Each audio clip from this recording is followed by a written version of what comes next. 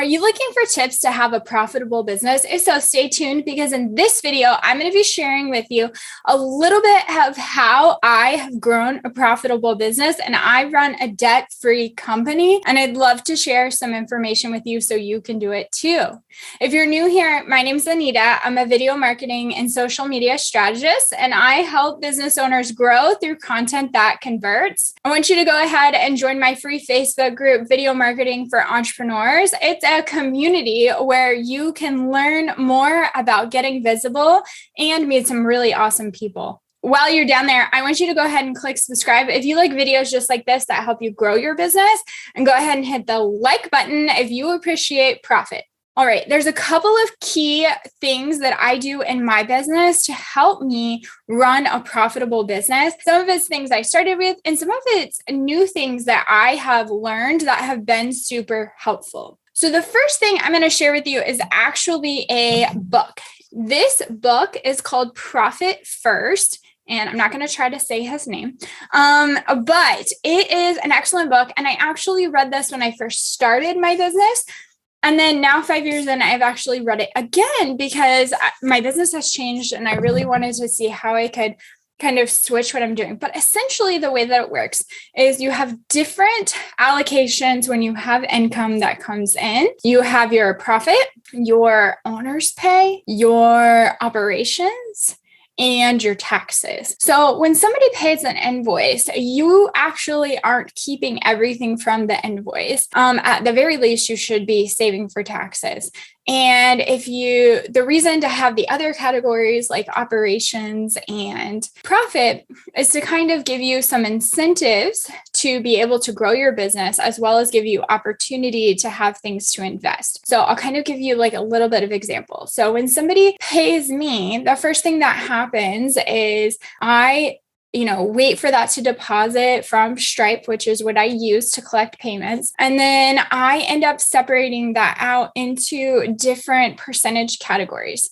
So the first category is going to be owner's pay. I take a percentage for owner's pay. I also take a profit percentage. And the difference between owner's pay and profit, owner's pay is what I'm going to pay myself right now.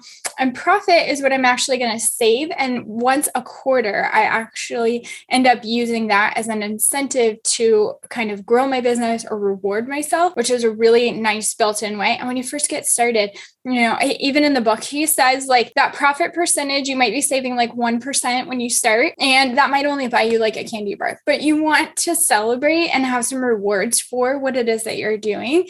And over time that's grown and I've been able to do other things and it's been really fun. But the owner's pay is what goes to my family. And the taxes I pull out, I actually save a percentage of every single payment that's given to me. And the reason I go ahead and pre-save for taxes is because at the end of the year, when I do my taxes, if I owe money for taxes, I want to have that available. I know a lot of business owners who, because they're just trying to make as much money as they can and they need to help their family, sometimes they'll skip this saving for taxes. But what will happen is you could, at the end of the year, get to the point where you need to pay taxes. And if you don't have that money, that's a problem with the IRS. And I don't want that for you. Now, this is not a financial advice video. I cannot tell you how much you should save for taxes. But most people that I see save between 20 and 30%. Please check with your accountant. My accountant helps to advise me on how much I need to save. And so I follow that. But I want you to check with your accountant because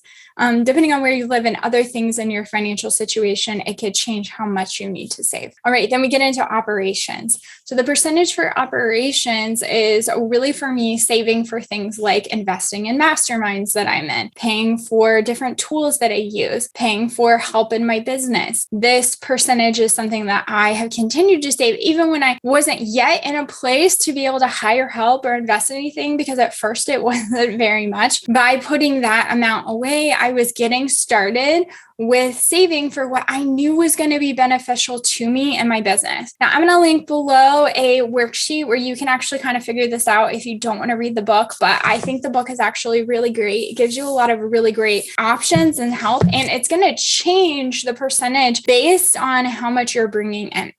Okay, the next thing I want to share with you is the business bank that I have found. It's called Novo, and I'll put a link below that I'll be honest, if you use it, we both get $40, but I'm not sharing it for that reason. Why I really like it is you can set up allocations within Novo that will auto populate these percentages for you. And that has been a game changer for me and saved me a lot of time. So when payments hit my account, it auto populates into what's called reserves. And these reserves then are there. And you can pay out of your reserves or you can continue to add to your reserves. So I have a reserve for taxes and a reserve for profit. And that's really helpful to me so that I can know kind of what my budget is for that given category, particularly on the operations side. I really watch that number, and that helps me determine whether or not I could invest in different programs or whatnot. Now, like I said, I run a debt-free company, and I know that there are going to be some people who feel free to share in the comments if you do this a little bit differently, but who will tell you that they actually invested personal money into coaching or programs or getting their business started. I don't think there's anything wrong with that if that's something that you can do. But when I first got started, that wasn't something I could do. And so I had to kind of come up with a way where I could do this. And now I've been running my business long enough that it has been self-sustaining in this way. But I want you to know that as my business grows, different percentages will be saved for different categories based on what's needed in my business. All right, why am I making this video when I'm a video marketing strategist? Because when you're growing your business, and you're going to grow your business if you follow some of the tips that I tell you, I want you to be able to know what to do with the money that you bring in. Because if you don't have a plan, that's when we make decisions that aren't necessarily best. I'm just sharing with you kind of what it is that I'm doing, and I hope this is helpful to you. Honestly, running a profitable business is something that's going to be helpful for all of us.